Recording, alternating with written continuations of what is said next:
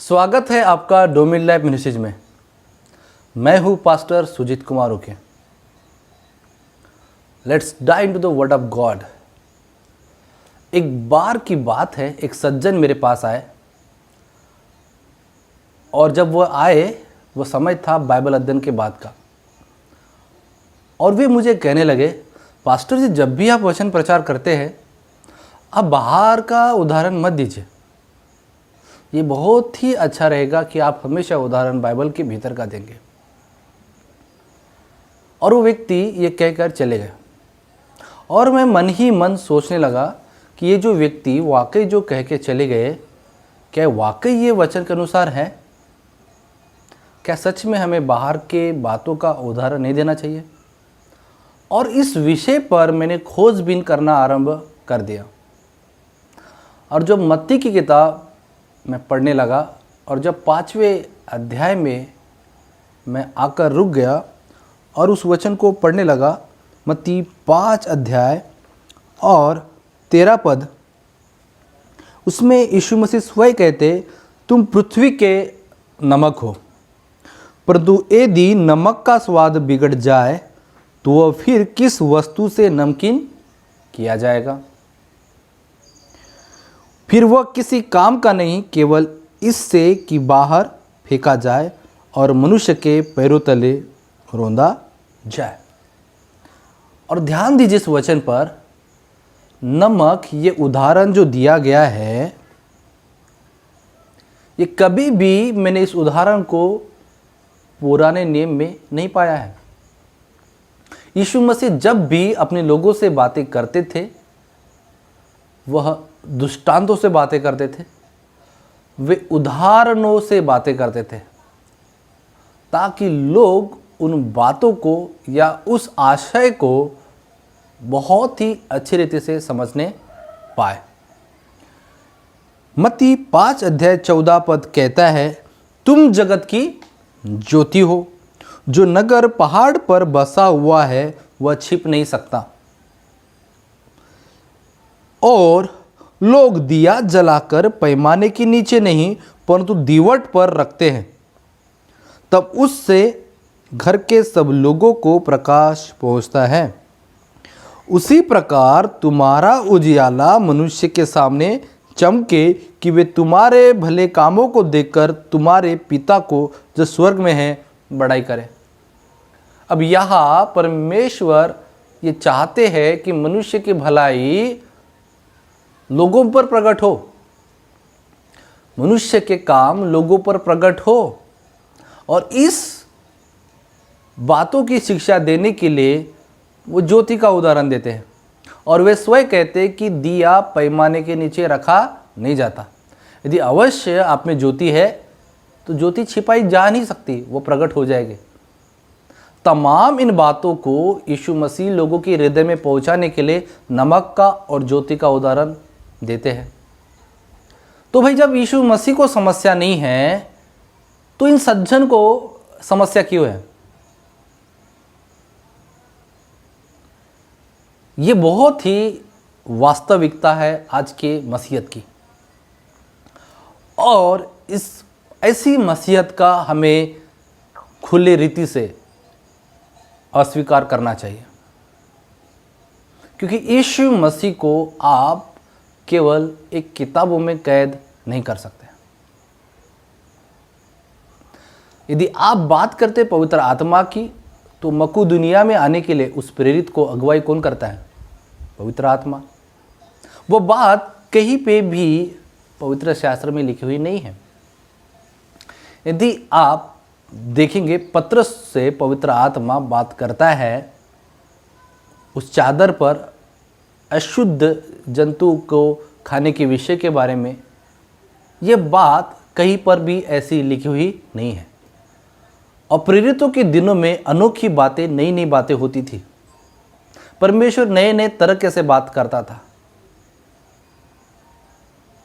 यहां तक कि कुरनेलियुस से यदि परमेश्वर को बात करनी थी तो परमेश्वर ने स्वर्गदूतों के द्वारा भी बातें की। खैर, मैं उदाहरण आपको इसलिए बता रहा था क्योंकि परमेश्वर भिन्न भिन्न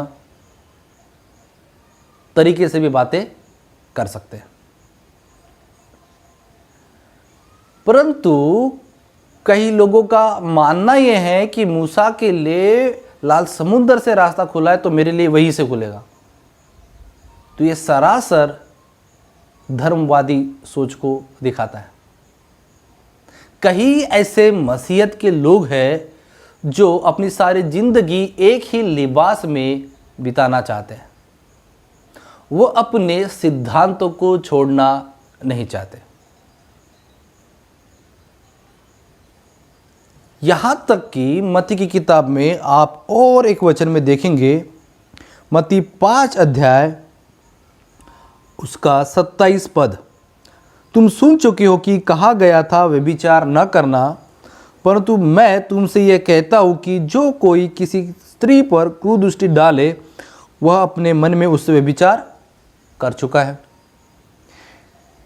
29 पद, यदि तेरी दाहिनी आंख तुझे ठोकर खिलाए तो उसे निकाल कर फेंक दे, क्योंकि तेरे लिए यही भला है कि तेरे अंगों में से एक नष्ट हो जाए और तेरा सारा शरीर नरक में न डाला जाए।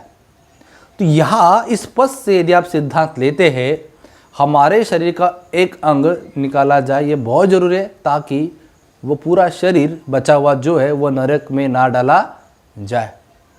तो यहाँ पर जो दाहिनी आँख है वो हिस्सा कौन है? शायद वह व्यक्तिगत हमारे जीवन की दाहिनी आँख भी हो सकती है, या बाइबल इस तरह से भी कहती है कि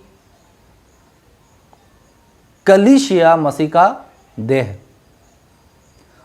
तो कलीसिया के कोई भी व्यक्ति मसीह का अंग हो सकते हैं।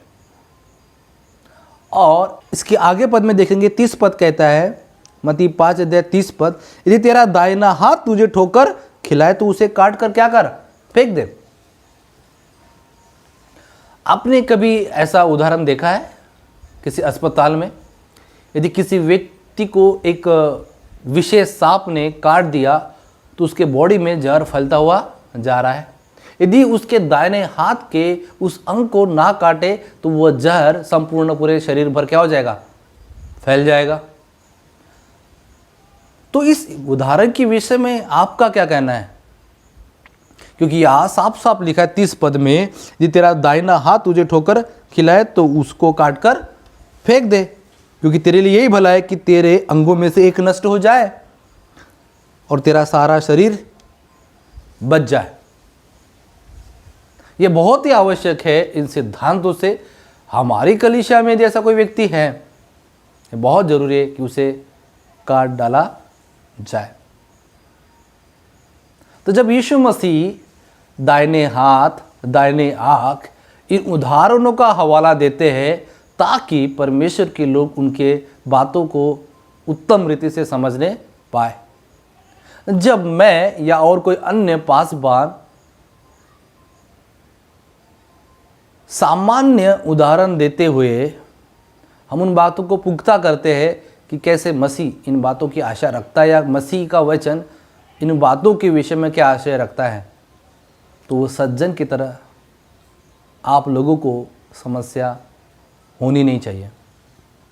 यदि आपके जीवन में ऐसी समस्या आज भी हो रही है तो मेरी परमेश्वर से प्रार्थना है कि परमेश्वर आपको बुद्धि दे और ज्ञान दे, क्योंकि आपके मन की आंखें ज्योतिर्मय हो जाए।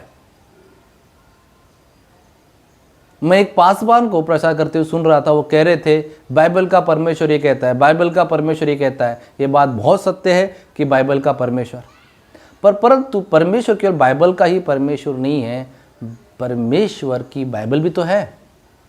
कहीं ऐसा तो नहीं है कि हमने परमेश्वर को अपने एक बॉक्स में क्या कर दिया है? बंद कर दिया हो। तो आज से करना बंद कर दे, आप परमेश्वर के आशीषों में बढ़ते हुए जाएंगे। हो सकता है कई लोगों के जीवन में ऐसा हो सकता है कि वो एक बक्से में के अंदर ही इतने दिन तक अपना जीवन निर्वाह करते आ रहे हैं। तो परमेश्वर इन वचन के द्वारा आपसे कहना चाहता है कि अपने मन की आंखें क्या करो? ज्योतिर्मय करो और एक लिबास पहन कर सारी ज़िंदगी आप लोग ना जिए। यदि किसी को कहना है कि बाहर का उदाहरण ना दो तो उनके लिए आज का वचन बेहतरीन है। मैं आशा करूंगा कि आप इस वचन समझे होंगे और दूसरों को भी इस वचन को आप साझा करेंगे, ताकि और भी लोग बुद्धि और ज्ञान में बढ़ते जाए। प्रभु आपको आशीष दे। God bless you.